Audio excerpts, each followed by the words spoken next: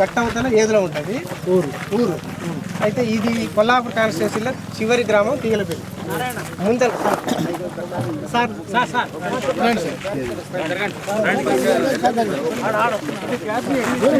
బండరాయి కోట్లని అది పూర్తిగా ముంపుకాయ ప్రాంతం కొంకలపల్లి అని ఆడగంటి అది వనపర్తి కాన్స్టిట్యూన్సీ ఏదులో బండరాయి కోట్ల కొంకలపల్లి తర్వాత ఇక్కడ దాదాపు ఎంత ఎన్ని ఎకరాలు 1200 ఎకరాలు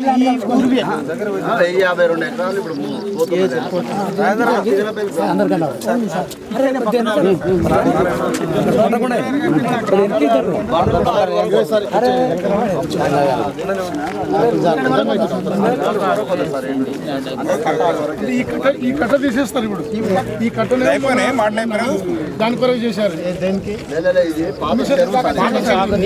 మిషన్ కాకతీయలో చేశారు మళ్ళీ ఇప్పుడు ఇది మొత్తం తీసేసి మొత్తం అక్కడికి బండి వేసుకొచ్చారు ఈ చుట్టూ కట్టేస్తారు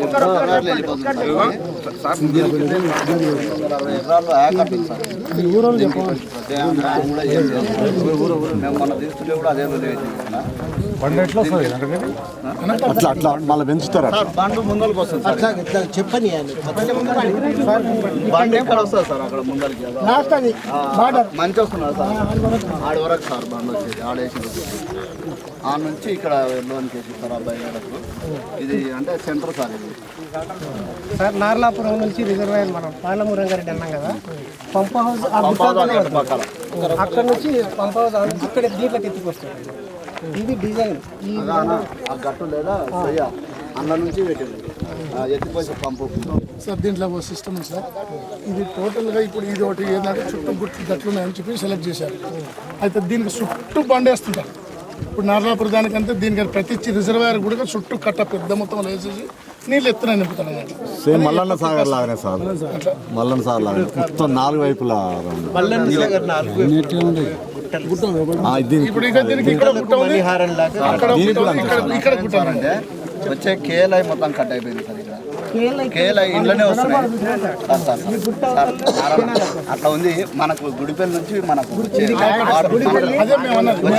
సార్ అయితే మాకు ఇప్పుడు వచ్చే కేఎల్ఐ కూడా ఇంట్లోనే కట్ అయిపోయినాయి ఇప్పుడు నీళ్ళు చెరువులకు వచ్చేది ఇప్పుడు రిజర్వాయర్ వస్తున్నందుకు కట్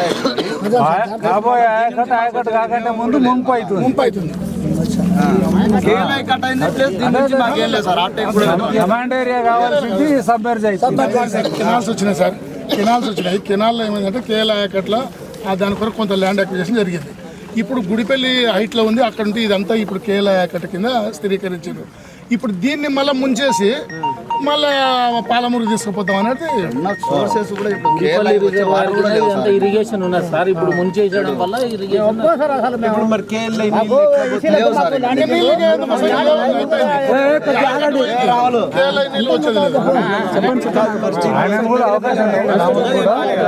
వీళ్ళు ఏం చేశారంటే ఈ అన్ని చుట్టుముట్టు గట్లు ఉన్నాయి కదా అయితే నీళ్లు నిల్వ చేసుకోవాలి మనం పంపింగ్లు చేసుకోవాలి బొరద వచ్చినప్పుడు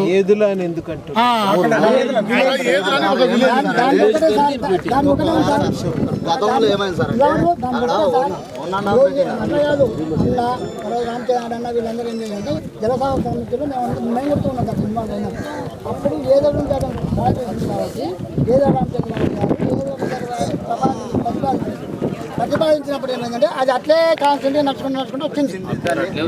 వచ్చిన తర్వాత ఇప్పుడు ఏమైంది సార్ అంటే ఏదో రిజర్వాయర్ పెడుతూ తీగలపల్లి గ్రామాన్ని తీగలపల్లి రిజర్వాయర్ మొత్తం తర్వాత ఏదో సార్ 40% సార్ ఏదోలో 40% అవాయిడ్ చేసింది. చెరువు మిగిలిపోయింది.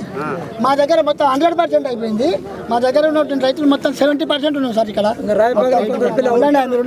70% సార్ మేమంతా 70% మొత్తం నిర్వాసితం అవుతున్నాం. దాంట్లో ఎస్సీలు ఉన్నారు, రెడ్డీస్ ఉన్నారు,